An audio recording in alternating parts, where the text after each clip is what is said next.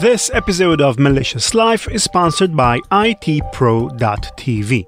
Working in technology means being a lifelong learner. And if you're someone like me, someone who enjoys learning new things and constantly expanding your knowledge, you'll love IT Pro TV. Just going over their catalog of some 6,000 hours of content makes me feel like a kid in a candy store. Security skills, big data, Microsoft products, networking, and literally tens of other categories are waiting for you, as well as certification training for anything from CompTIA and Cisco to EC Console and Microsoft. There are also exams and virtual labs for hands-on experience. Head on to itpro.tv, sign up using the promo code Malicious, and get a 30% discount on all plans. Start or grow your IT career with online IT training from itpro.tv.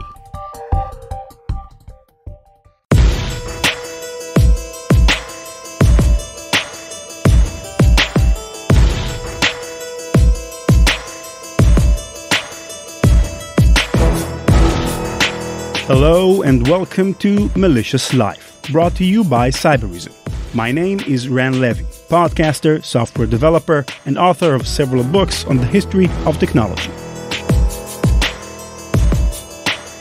The global accounting firm PricewaterhouseCoopers conducted a survey regarding financial crimes. They found that cybercrime is the second most reported financial crime among its clients. According to the FBI, more than $3 billion were either stolen or extorted from businesses or from individuals just in 2015. Cybercrime is one of the most notable threats of the current age.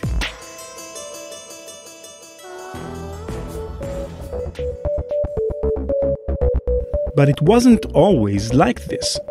Hang on. The older ones among us may remember a different time when computer viruses were much more innocent and the virus authors were usually bored computer geeks and not members of some sophisticated, well-organized crime syndicate.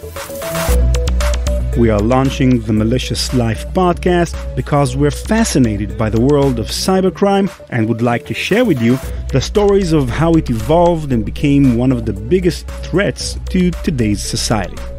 In the upcoming episodes, we'll track the changes that took place in the world of cybercrime. We'll talk about the early hacker culture of the 1970s and 80s and the subsequent rise of viruses in the 1990s. Next, we'll discuss email spam and how it transformed cybercrime from a small-time opportunistic crime to a bona fide business model. We'll talk about botnets, DDoS attacks, and hacktivists, and finally about the latest and perhaps greatest cyber threat, ransomware. We'll expose the human and financial powers operating under the surface, which has made cybercrime what it is today.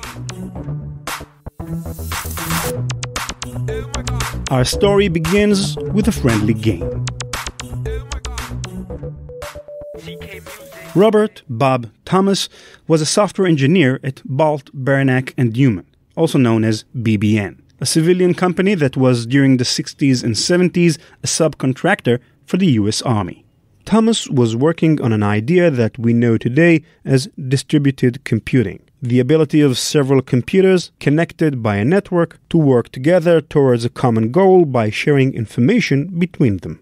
The year was 1971, and computers had only just become connected to one another, so Thomas's work was truly cutting edge at the time. He told me of his work in an email exchange some years ago. Quote, "At the time, I was working on an ARPA-sponsored project focusing on innovative uses of the network. We were using a previously developed air traffic control, or ADC, simulation program. We had the notion that we could run a very large simulation by using different computers to simulate different ADC areas. As anyone who used a PC knows, computers fail from time to time and work is lost. So I got interested in the possibility of moving and executing computer program from one computer to another without interrupting the ongoing operation of the program. at least to the extent that to an external observer, nothing had happened. I had some thoughts on how this might be done, but before trying those ideas out on the ATC simulator, which was a relatively complex program, I decided to build a much simpler program that performed a very simple task, printing a file to a console." End quote. The software Thomas wrote was able to create a copy of itself on another computer and then delete the previous copy, so it would appear as though it jumped from one computer to the next. This was a truly innovative idea, one that had never been tried before, at least as far as Bob Thomas was aware. But then again, a lot of what Thomas and his team members did back then was innovative. For example, Thomas developed the first distributed file system that allowed programs on one computer to modify files on another computer. His team created the first email system that could send pictures and audio files as attachments. So, as you can imagine, Thomas had no reason to think that it would be this simple program of all programs that would earn him a place in technology's Hall of Fame.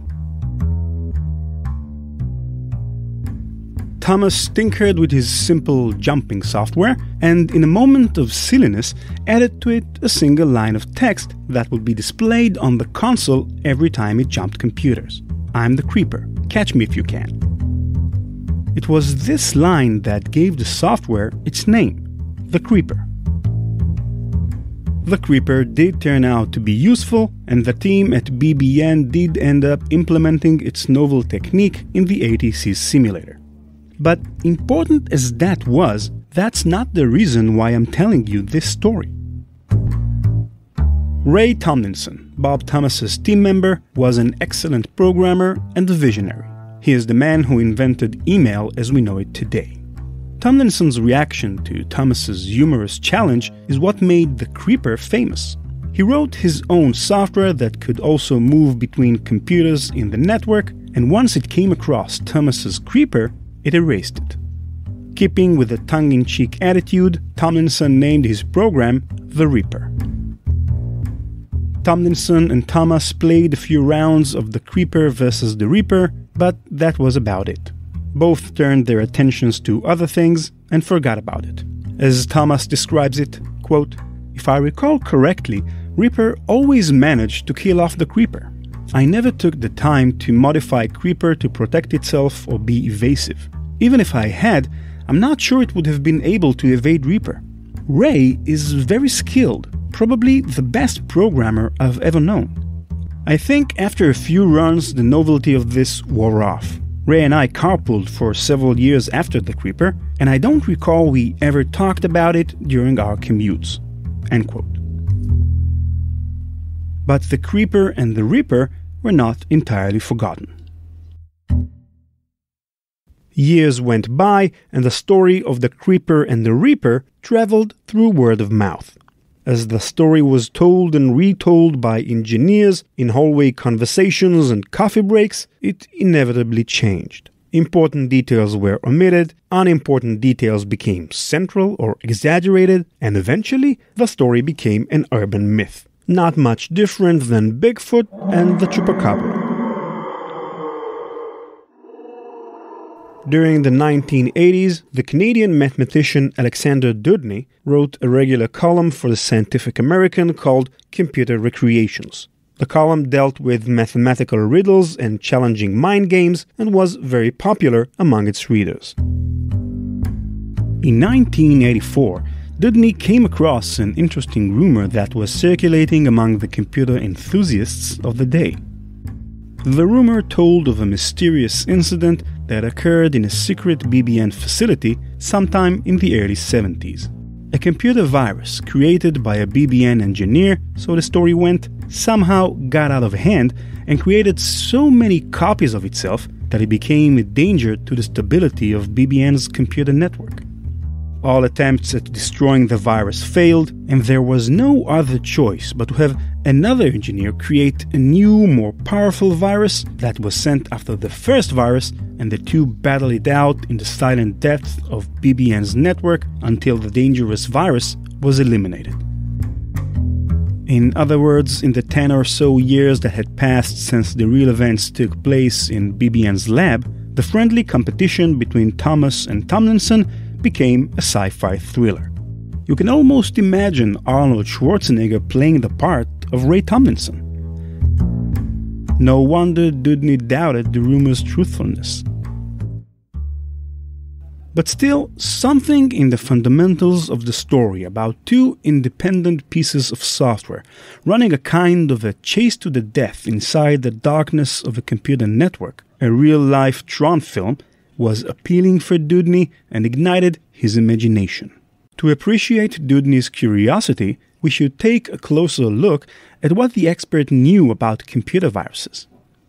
A computer virus, by definition, is a malicious program capable of self-replication. The idea of self-replication by itself wasn't new at all. Computer scientists as far back as John von Neumann in the 1940s theorized that we could build a machine capable of creating copies of itself. Early examples of self-replicating software can be found as early as 1961. But while self-replication was obviously possible, most computer experts at the time still were very skeptical regarding the actual existence of computer viruses. Graham Cluley, a security analyst and one of the first antivirus developers in the early 90s, describes the sentiment among computer experts towards computer viruses. I think I believed that they existed, and I know that seems a crazy thing to say, but at the time there was a lot of myth about computer viruses. Some people, I think actually it was, way back then, in the late 80s and early 90s, I think it was Peter Norton himself who said that viruses were an urban myth like the alligators in the New York sewers. And about 18 months later, Symantec released the first version of Norton antivirus. So there were a lot of people who simply didn't believe they existed. They thought this is all just hype, people are just buying snake oil. Why were the experts so skeptical towards viruses? Well, we should remember that back in the 60s and 70s, access to a computer was a right reserved for a privileged few. Computers were very expensive, and operating them required a high level of expertise. Writing software, especially in the time of punched cards, was a long, tedious process that was prone to errors. I remember an older engineer I worked with telling me how he used to carry the hundreds of punched cards that held the software he wrote to the computer room, and how one day he bumped into a door and the box fell from his hands and the cards fell to the floor. The look of horror on his face was apparent even after more than 30 years. And if writing software was hard, writing a malicious program which was not only supposed to function correctly but also bypass the defenses and security protocols standing in its way was even harder. So why would a skilled and educated software engineer invest their precious time in developing harmful software?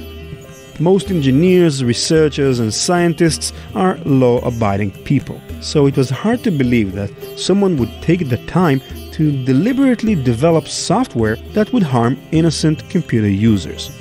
That was the frame of mind of most of the people involved in the early computer industry, and it explains most of the skepticism towards computer viruses.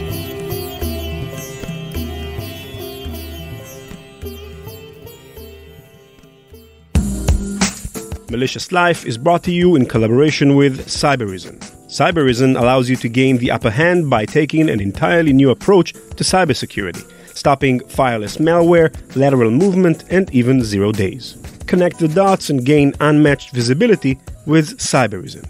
Learn more at cybercrime.com. That is why Alexander Dudney found the idea of self-replicating programs doing battle so exotic and fascinating. Although he didn't believe the story of Creeper and Reaper, it did provide him with the inspiration for a new kind of computer game. Core War is a game where computer programs fight one another for control of some memory space. Dudney and a colleague worked out a relatively simple set of rules that would allow even amateur programmers to design such battle programs and test their programming skills against other programmers. In a column published in May 1984, the mathematician described his idea in the following words, quote, "Two computer programs in their native habitat, the memory chips of a digital computer, stalk each other from address to address. Sometimes they go scouting for the enemy, sometimes they lay down a barrage of numeric bombs. Sometimes they copy themselves out of danger or stop to repair damage. This is the game I call Core War." End quote. Dudney was hoping that his offer would spark the interest of the magazine's readers and maybe even get some game lovers to play with it. But even he wasn't prepared for the avalanche of comments and letters that came flowing in from all over the world, making the column one of the most popular ones in the history of Scientific American. In another column, published a year later, Dudney opened with the following statement, quote, "When the column about Core War appeared last May, it had not occurred to me how serious a topic I was raising. My descriptions of machine language programs moving about in memory and trying to destroy each other struck a resonant chord. According to many readers, whose stories I shall tell, there are abundant examples of worms, viruses, and other software creatures living in every conceivable computing environment. Some of the possibilities are so horrifying that I hesitate to set them down at all." End quote. One reader told him of a virus created in 1974 by a young programmer named John Walker. Walker created a game for the UNIVAC computer called Animal, which was a digital version of the game 20 Questions. The user would think of an animal and the computer would guess what it was. During the game, the software would create copies of itself inside other users' folders. Animal was a huge success and infiltrated almost all UNIVAC computers throughout the world, in a time, let's not forget, when software was normally sent by mail on magnetic reels. Another young programmer, a teenager named Rich Skrenta, wrote to Dudney and told him of a virus he wrote in 1982 for the Apple II computer. Actually, the first ever virus for a personal computer. Skrenta's virus, called Elk Cloner, spread itself by way of floppy disk and displayed a silly limerick. A couple of young programmers from Italy explained how they were able to relatively easily develop a virus for Apple II computers, but unlike the innocent Elk Cloner which displayed the limerick on the screen, their virus was able to delete all the information stored in the computer. The two were terrified with what they had discovered and finished the letter to Dudney with the following sentence, quote, "Now the awful evil of our idea was clear and we decided neither to carry it out nor to speak to anybody about our idea." End quote. Another programmer shared with him a story about the time when she accidentally created a virus which was able to crash the entire company's computer system. A reader named Frederick described to Dudney how he had created a virtual world inside the memory of a computer in which creatures lived and multiplied just like bacteria in a petri dish. Quote, "Like Core War, I set aside a closed segment of memory in which a creature was simulated by modified machine language. The creature was programmed to crawl through its universe eating quote-unquote food and creating a duplicate of itself when enough food was accumulated. I had an executive program which kept track of who was alive and allocated execution time among the living creatures. I called it the left hand of God."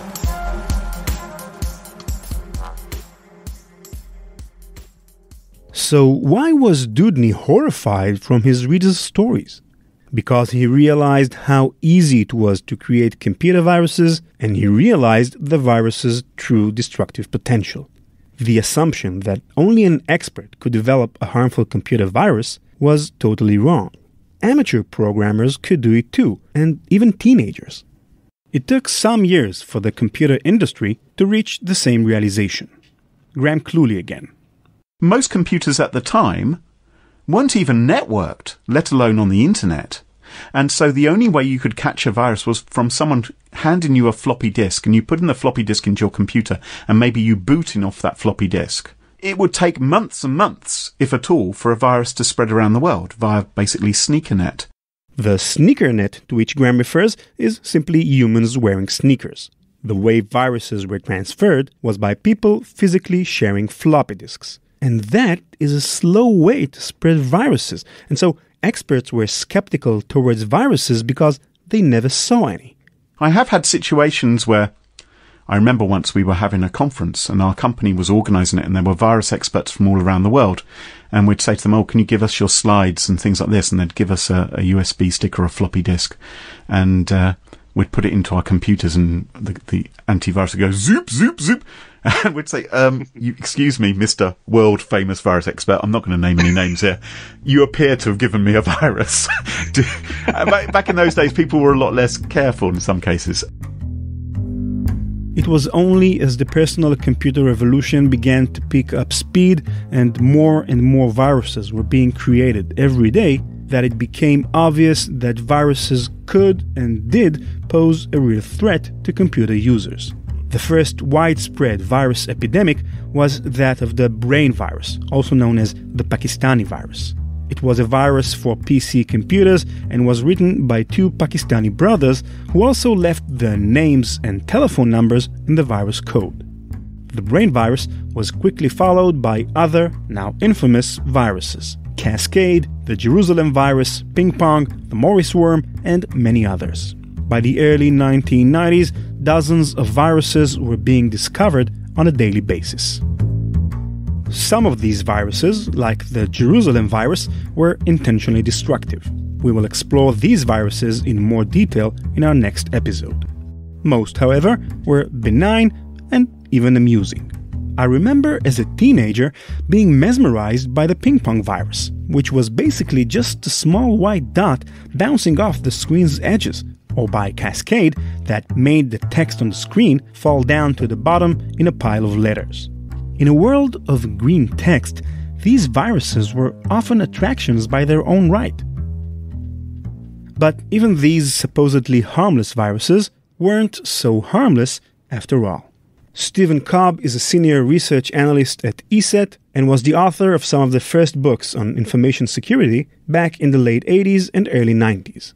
When the original PCs came out, they were not even graphics machines. They were a text-based system. And it cost you a lot of money to get a graphics monitor and to do pictures. And so, if you had a very basic computer, writing stuff in code was one of the more interesting things you could do with that computer. And if you were writing code, then one of the more interesting things you could do was try and write yourself some self-replicating code. And in fact, the computing landscape was extremely diverse.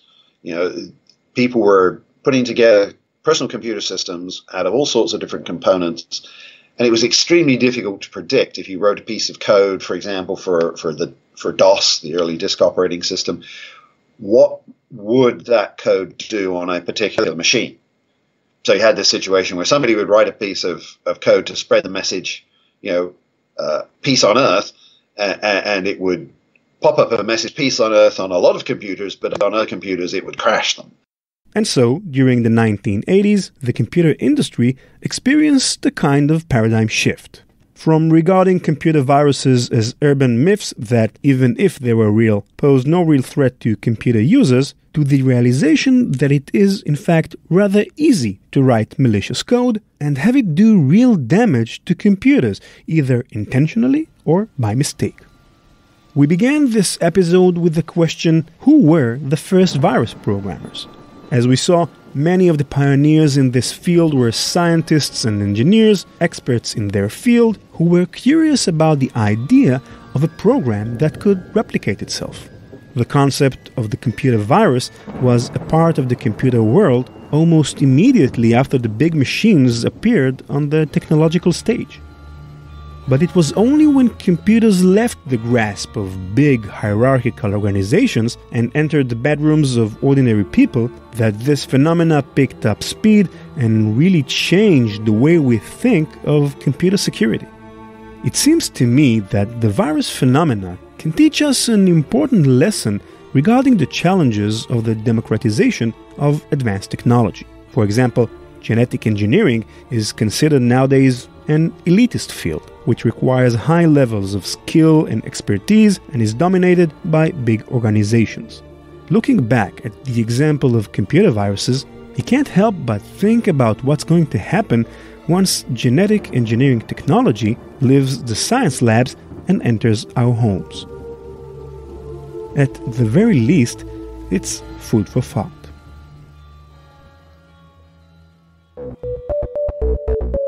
In our next episode, we will discuss the motivations of these early virus programmers during the 1980s and 90s. What drove them to write malicious software, and what was the relationship between the virus programmers and the information security community at that time? The answer to that final question may surprise you. Finally, we will hear the story of one of the most infamous virus authors of all time, the Dark Avenger.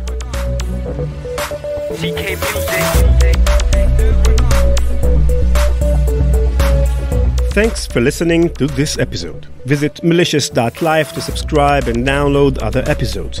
And if you like the show, leave us a 5-star review and we'll send you a Malicious Life t-shirt. Visit malicious.live to learn more. Malicious Life is produced by PI Media, and the music for this episode is by Your Rap Beats TV, Denvik, Fast Kane, Ilana Jurek, and Angels of Mystery. Thanks again to Cyberreason for underwriting the podcast. Learn more at cyberreason.com. Bye-bye.